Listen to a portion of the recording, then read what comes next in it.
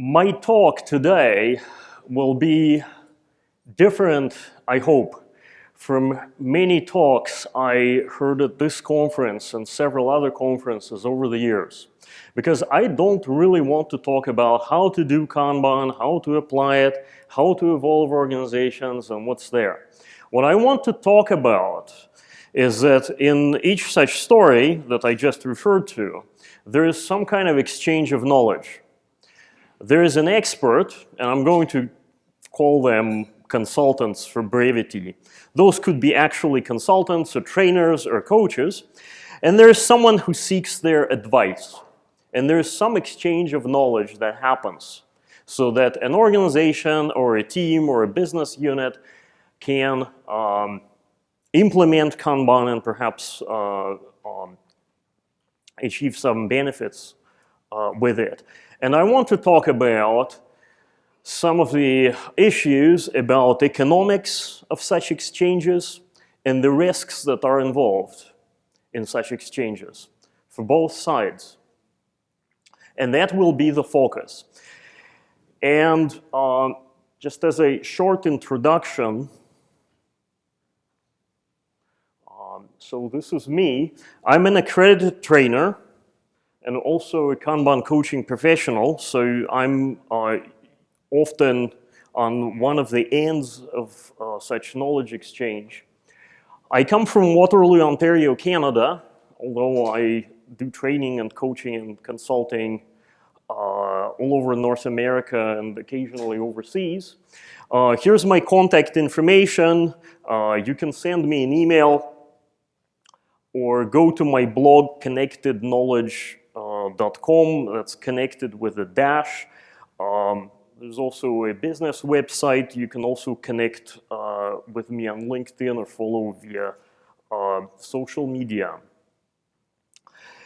So to focus this discussion a bit, I'm going to use my favorite definition of consulting. Come on. I think I'm too far from the... All right, so my favorite definition of consulting, which belongs to Jerry Weinberg, a consultant's consultant, so to speak. And you don't have to go too far to find it. It occurs right there on the first page of one of his most famous books. So it's the art of influencing others at their request. So training, coaching can also fall into this category. And I also want to give you a quote from someone who was already mentioned here today, Nassim Nicholas Taleb. And it's this. Wind extinguishes a candle and energizes fire. And just as a coincidence, this is the very first sentence of his best book, Anti-Fragile. And of course, when we have this knowledge exchange relationship, we want it not to be a candle that is extinguished with a little breeze. So how do we do this? And how do we recover from the situation that is described by the following anonymous quote that I'm going to give you? Please read it yourself.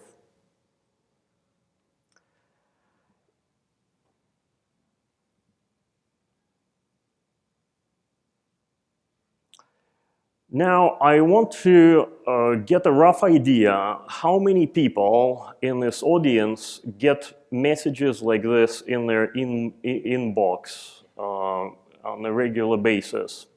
How many of you consider joining this profession where you would get such or hope to get such messages on a regular basis? Please keep your hands up still. All right, so there are quite a few people. All right, so you would be consultants, right? You under Weinberg's definition, you would be someone who seeks your providing advice. Now I want to get some idea how many people in this room are potential seekers of such advice? How many of you decided that you need a consultant or a coach, or maybe someone in your organization decided, ultimately it led to this message? Can you please raise your hands? All right, so just for brevity, we'll call you clients. So there are consultants and clients involved in this knowledge exchange. Now, what I'd like you to do, so we have quite a few knowledgeable people here, experts in this type of exchange. So I'd like to tap into your knowledge and let's do a little bit of math together. So let's start with a daily rate, dollars per day, Canadian or American, doesn't matter, that your organization is going to pay to this consultant, or the consultant is going to receive. And I want you to actually, you have pieces of paper and pens on your table, so, and everyone has a calculator, I suppose, a mobile phone. So let's actually do some math. So write down the number, whatever it is, maybe something you got paid on your last engagement, or if you're a client, what rate you agreed with your consultant. Write down the number. Now, as the next step, let's multiply that number by 4 or by 5. That's the number of days a week. So work week is 5 days, but sometimes such coaches or consultants don't work on your site for the entire week. Sometimes it's 4 days, occasionally it's 3. So let's multiply the number. Now let's add some travel expenses. Sometimes they're not included. Sometimes there's a generous allowance. Sometimes it's a percentage of the weekly amount you came up with on the previous line. 15, 20% are common. So you got some number. Now let's multiply it by 4. That's the number of weeks in a month. So you've got a bigger number with more zeros now, I suppose. Now let's take a couple more steps. Let's add some markup percentage. So the recruiter who sent that email works for some consultancy or recruiting agency, and they have to make money too. So let's add 20 to 50% to that, because that's what it often is. And now we've got even a bigger number, and now we have to multiply it by 6. That's the number of months on that proposed contract term that starts June 1st and ends presumably December 1st. Now I want some people to shout back whatever numbers they came up with, and I want to write them down. So don't be shy, just shout it at me. I want to take a sample. Okay, 300,000, wow, it's a little bit more than I expected. Can you speak up, please? 250,000. 144. 216. And one more. All right, 324. All right, so those who remember Douglas Hubbard's keynote at Kanban North America 2013, these 5 numbers establish the kind of the range, and there's an overwhelming probability that the median in this distribution will be somewhere in that range. So it's somewhere from 144,000 to 324,000. So whatever that number is, so I want to call it the cost unit. So that's the unit in delivery of this service, of this knowledge transfer. That's the batch that we have to commit to now, right now, if we are to start this exchange. Now I'd like to tell you several stories, and by the way, the set of these stories just got increased by 1 thanks to Marianne Lanting's case study that she just presented on the opposite track less than an hour ago. So let's start with this story.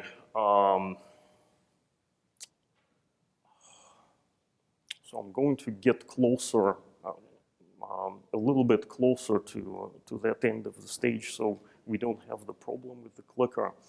So this is a Canadian company. I'm not sure I can name it, but those who attended this conference last year in Miami met 2 people from that company. You could also meet 4 of their consultants at that conference. One really important feature of this company when we just started working with them was SWAT teams. And the purpose of those teams was to quickly respond to numerous annoying production issues. And this is what their CEO had to say 1 year later. It was a whole company Kanban implementation. The first thing I noticed when so we started right away with a training class, and I got in. The first thing I noticed, CEO of the company is in it. The first person who ever asked a question in that training class happened to wear cufflinks and a tie and was kind of nicely dressed. Eventually, I realized he wasn't just into cufflinks and ties. He was the CFO of the company. And so there is basically an alternative story to this. But before I get to this, I just want to point out how much all of this cost. So the realistic estimate is about 1 unit, all right, whatever that dollar amount that we just tried to estimate. I don't know exactly how much each of the people involved in this build, but at the very absolutely conservative end of the scale, that would be 2 units. Now, a company of this size can easily spend $1 million a year on agile coaching, which they obviously didn't. They spent a lot less than that. And what's the alternative story? The alternative story is, well, imagine we took 1 or 2 units of money and decided to spend it, decided to basically contact that recruiter who sent the email that I quoted earlier today. What would have been the likely result of this engagement? Sure, it would have produced some agile practice introduction to a good number of teams. We can probably reasonably project that the benefits would likely be localized, and there would likely be no impact outside the engineering department. So no things like the training department designing classes with it, tweaking the design with the intent to lessen the load on customer care. The next story, and it was presented as a case study at last year's conference in Miami. This is Evgenia Ovchinnikova, who lived in St. Petersburg, Russia at the time. She's moved to Moscow now. She was the chief internal coach at a biotech company. 700 employees when we started, very quickly growing to about 1,000. Company-wide implementation. 30 services, I emphasize services, not teams, got their Kanban system designed by her using static practice that replicates very well across the company, leads to a whole lot of uniquely fit Kanban systems. There were substantial behavior changes in the upper ranks of the company, at the C-level and key directors. The company has become quite secretive about their Kanban implementation. They really see it as a source of competitive advantage. So this is about as much as I can tell you, unfortunately, about it. And they asked the videos to be removed. So I'm kind of embarrassed a little bit as their consultant to tell you how much all of this cost. And the alternative story doesn't take much imagining because I actually competed with a local agile consultancy and they beat them to this engagement on the basis that, as their CEO put it, they didn't quite present the big picture. But you can imagine that on a budget of less than 1 unit, or actually it's quite a bit less than 1 unit, you can perhaps form and charter 2 or 3 agile teams and coach them for a few sprints. You can pretty much give up all hope of making any impact at the second level of management, forget the VPs, C-level, and the founder. Likely no benefits, although there would likely have been some benefits, but none of them would be seen by business as a whole. For my next story, I just want to ask a question. By any chance, does anyone know any Kanban practitioners in Kazakhstan? Borat jokes aside. Well, actually, I want to introduce you to one, although I don't have her picture. Her name is Natalia Lee, and she's from Astana, the capital of Kazakhstan. In a small software company, now we're stepping down the scale, 60 employees, Kanban system designed using static, introduced. By the way, the word team is thrown a lot here. I already heard in the lobby of this conference, someone use it to refer to an organization of 5,000 people. So please be aware that it isn't the magnificent 7 plus minus 2. So 4 corporate departments collaborating instead of reorganizing and potentially threatening professional identities of a lot of people. 40% lead time reduction, maybe not as spectacular as the XIT case study, but nothing to sneeze at. Doubling throughput, drastically reducing their blocker resolution time. What did this company have to risk in order to realize this benefit? Well, they said, actually, Kazakhstan is a really tough place to get any advice. It's very far. It's a remote country. It's very far from centers of methodological excellence. So the company sent Natalia on a trip to Moscow. She attended the Lean Kanban Russia 2014 conference. She listened to keynotes by David Anderson, Don Reinertson, Dave Snowden, and several reasonably good other talks. Then she spent the weekend in Moscow, and then she attended a Kanban system design class, which I taught together with the first Russian AKT, Ashkat Urazbayev, who is, by the way, that's just a coincidence, was born in Kazakhstan. And for those of you who know how Kanban system design classes are run, the second day is static.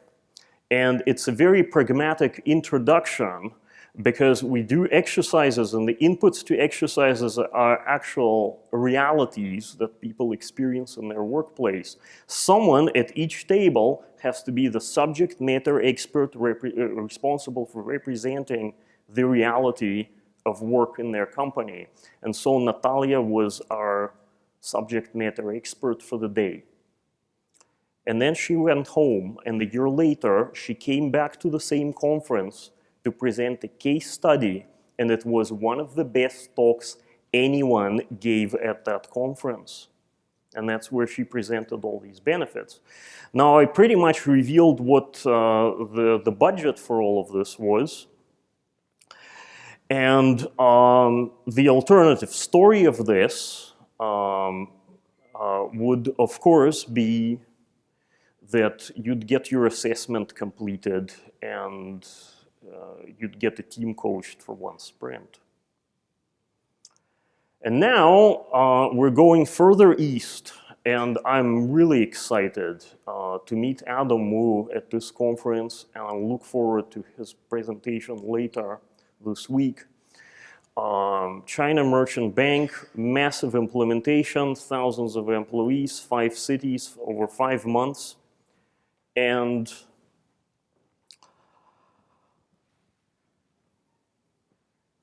the cost of this was this much.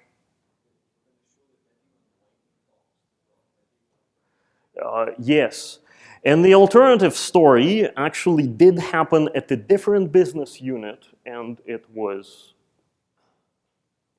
sorry, so I think I'm often out of the clicker range. I just want to go back one slide. So this is the alternative story. It actually happened at a different business unit of the bank. And now we can add Marianne's story that we just heard less than an hour ago, and we could go on and on and on, but I hope you see a pattern here. So can we understand some forces of nature? And this is where I want to get into the notions of fragility and anti-fragility. And I actually want to rephrase them somewhat differently. I want you to see these convex and concave curves. So in this picture, the green curve is convex and the red curve is concave. Actually, to be totally accurate, and this is what my calculus professor taught me in university a quarter century ago, he said, I don't actually know if which curve is convex and which is concave, I just use the terms consistently. So for consistency, we'll call the green curve convex. So the mathematical definition of complexity is something you won't find very useful. It's basically you take 2 points at the end of a curve and you try to guess the midpoint value of a function by averaging the 2 values. And for concave function, convex curves, no matter what you do, you will always, the actual value will always be lower, right? So you can see on this curve, there's a midpoint is at the bottom, it's quite low. However, there is a much more useful layperson's definition, and the source of it is, of course, you know who. That you mix, you know, 2 beverages, and honestly, is the mix worth the average price? Obviously not. Therefore, wine blending, as we can reasonably conclude, is convex.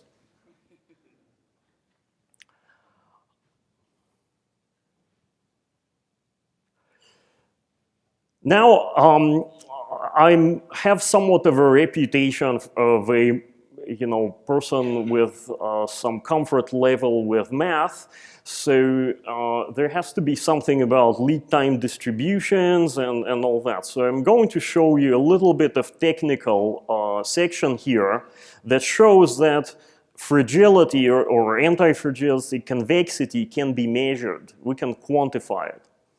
So this is a theoretical lead time distribution curve, although it's quite close to some real phase-gated and large batch project delivery systems. The trouble in the real world is that we don't really know where any of those rainbow color-coded points on the curve really are. All we can do is take a sample of data, lead times harvested from a Kanban system, find the best match distribution, and that's our idea of what the parameters of the distribution are, and they tell us where the points are.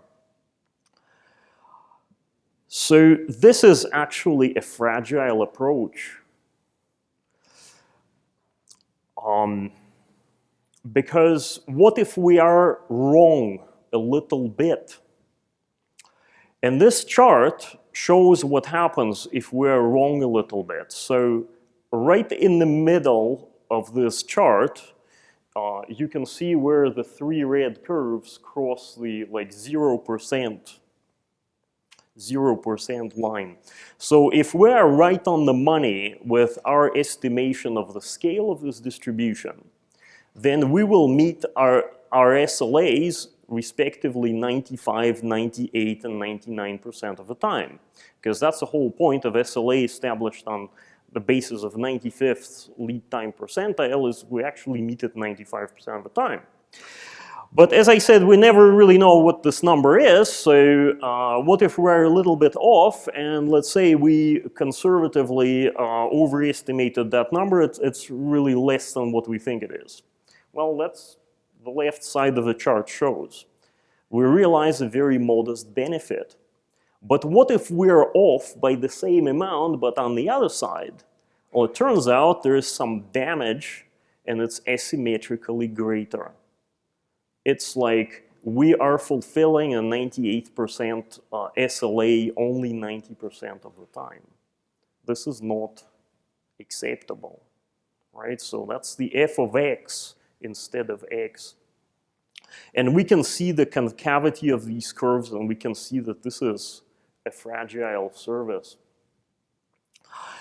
And with some real-world data, this theoretical prediction is validated.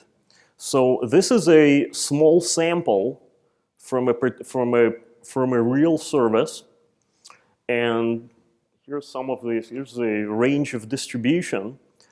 And now I want to ask you, on the basis of this data, can we go back one, Eric? Can you estimate what's the probability of breaking a 60-day SLA is? So it's roughly twice the average. So the really bad answer to this question is based on Gaussian distribution. And I have to admit, 4 or 5 years ago, when I was getting lead time data from Kanban systems, I was still conditioned to think that I can calculate, it makes sense to calculate standard deviation. And then I heard Larry Mascheroni speak at this conference 4 years ago in Boston, and he basically said that if you assume the data are normally distributed, you will likely understate the risk by at least an order of magnitude. So this answer is really bad. A fraction of 1%, that's not how it is. Now, we've learned a bit more since then. So we know this might be a Weibull distribution, but it still gives us a poor answer. Average 30 days, we know shape parameter is roughly 3, so we can pull out the forecasting card. It actually has some data on it. We can look it up. We find it's less than 1%. The trouble is, the actual answer is about 7%. As we just run the service a little longer, it reveals more data about itself. It turns out we're just a little bit off on the average, and the risk is an order of magnitude higher. So this is how you can detect fragility quantitatively in your services. And now this kind of brings me to this, is that it doesn't always have to be quantitative. Before someone was a controversial and divisive politician, I actually used to watch a little bit his show Apprentice, in which I found actually quite, there were moments of some fairly sound business advice. And there was one episode that really stuck with me because it produced a stunning outcome. It was the second episode of the second season. For those not familiar with this show that ran about a dozen years ago, so there were about 16 contestants. They were divided into 2 teams. Each team had a captain. Captain led the team to victory or defeat at some business challenge. And then the losing captain and 2 scapegoats nominated by the team had to go into the boardroom where they faced Donald Trump, and 2 of his executives had to explain themselves, and then the decision was made who would be eliminated from the show. And then you repeat. So Bradford captained his team to victory in the first round. And the rule was he was immune from elimination in the second round when he was just a team member. And his team lost. And there was a huge argument about who the two scapegoats would be, and he felt the urge to prove something to someone. He said, okay, I'll go to the boardroom instead of you. I have nothing to fear. And so then the captain, one of the team members, and Bradford are in the boardroom explaining themselves, and Dolan and his executives really like, oh, you really screwed up, and you really screwed up today. But Bradford, if you treat your appearance on the show as some kind of business venture, then you know, in business, you just don't make decisions where the upside is some bragging rights and the downside is you lose your entire business. Bradford, you fired. And obviously, I mean, it doesn't take a genius to see the extreme fragility or concavity in this situation. All right. So I want to now connect this to Kanban and point out that it is convex. In the worst case, it's a modest expense. It's a low-risk method. In all the stories that I referred to in the last half an hour, Kanban was used to go after really important business problems, such as changes in manager behavior, so that they actually manage work and risk from the customers and markets perspective. Dramatic lead time reductions are the unlimited upside of Kanban. Being like water and avoiding the rocks that protects the downside on the left side of this curve, which makes it convex. It's a pragmatic, actionable, and implement next Monday approach, which is what Evgenia and Natalia and Adam and the unnamed individuals from the Canadian company and Marianne all did. It's not a training with, here's the body of knowledge, now you need 6 months of coaching to implement it. It promotes clients' independence from consultants from the get-go. That limits the downside on the left side. It opens the business to unlimited potential on the right. Kanban has 3 agendas, and those were mentioned in David's keynote this morning.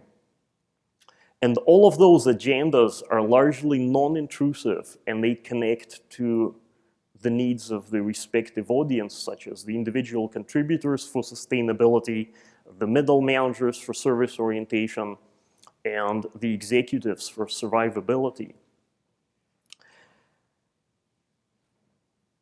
And what Kanban avoids, it avoids things like overcoached teams, while their managers are not managing the risk.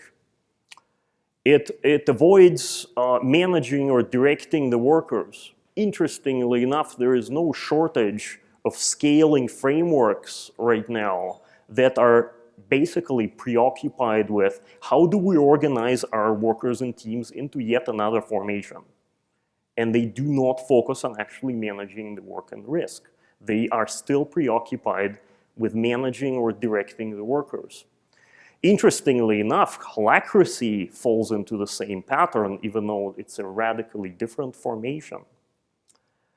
All of that produces local optimization, as Klaus taught you in the previous talk. High likelihood of triggering emotional system 1 response, and that's the unlimited downside on the left. Training in the bodies of knowledge that are not pragmatic or applicable limits the upside on the right. Clients' dependence on coaching, a 6-month contract will be followed by another 6-month contract, very likely. and the team-based reorganization agenda, which eventually leads to another reorganization and yet another reorganization. Not a problem that the 6-month contract can't solve.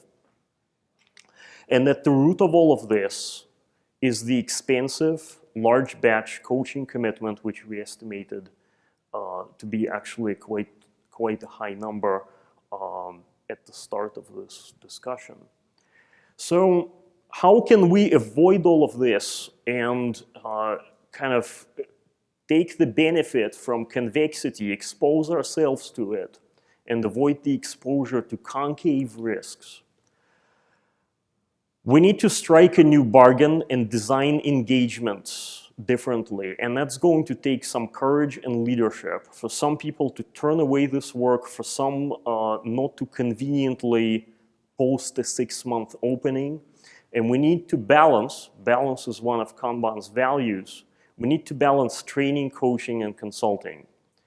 The Kanban curriculum is already full of various classes appropriately fit for purposes of different audiences.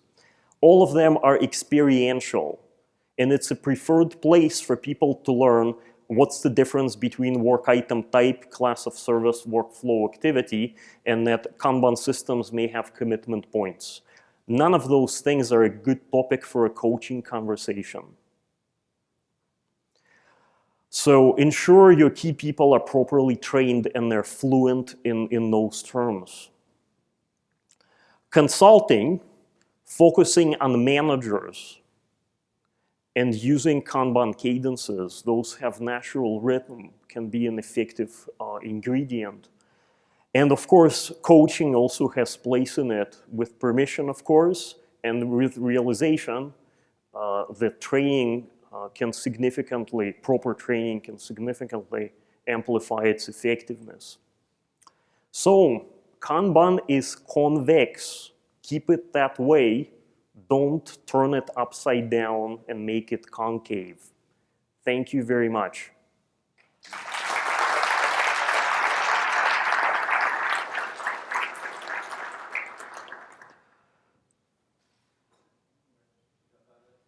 Yes.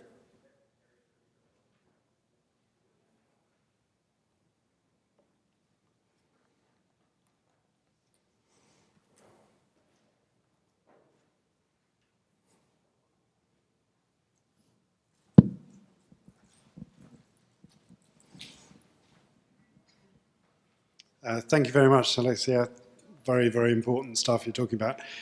I'm interested in this contrast with the very short engagement to learn Kanban and the body of knowledge approach, because I guess something that I'm thinking of is that there is a body of knowledge that managers need to understand, and that is their gateway into applying this effectively. So I don't know if you want to comment on that aspect. Yes, I guess I should clarify what I said, and I shortened it for brevity, is that I'm seeing a pattern emerging over the years of Kanban training, is that the training classes are not about here's the body of knowledge and we are presenting it to you. Therefore, it's about how do we organize that body of knowledge? How do we present it? How do we organize it into sections? Which will inevitably have to be followed by, how do we apply it in practice? So what we do instead with accredited Kanban trainer community is we like to design training such that people experience it, and as a result of that experience, they change in their behavior. And then that behavior can be amplified with consulting on the cadence and with the appropriate coaching to go through certain changes that will inevitably happen along the journey. However, it's not a training by presenting the body of knowledge. It's experiential training. That's the main contrast.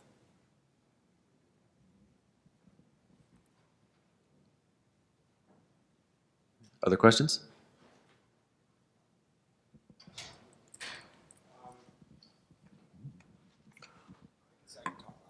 Hello. Do you find that different organizations require some level of inherent maturity before they're able to kind of adopt the Kanban method and the thinking, such as being able to look at incremental units of value, understanding flow? Like there's some organizations that are moderately capable at what they're doing, therefore Kanban works really well. Some are just a complete and utter mess. And so I wonder if you comment, is it still equally appropriate to kind of dive in purely with just the Kanban method, or do you need to supplement it with other things first? Well,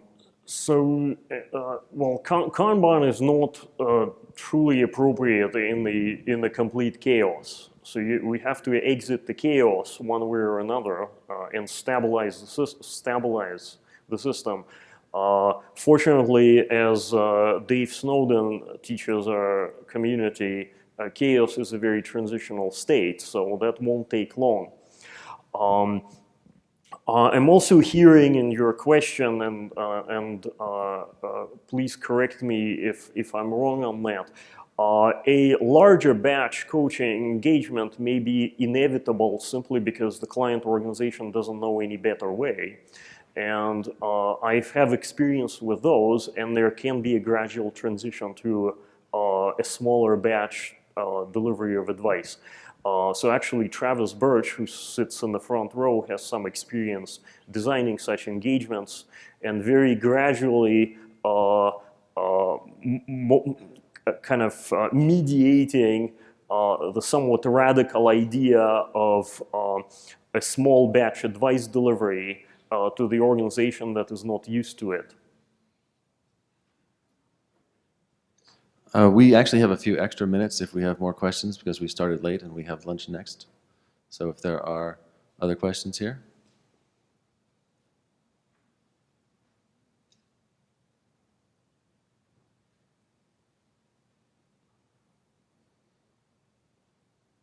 Then let's hear it for Alexei. All right, thanks very much.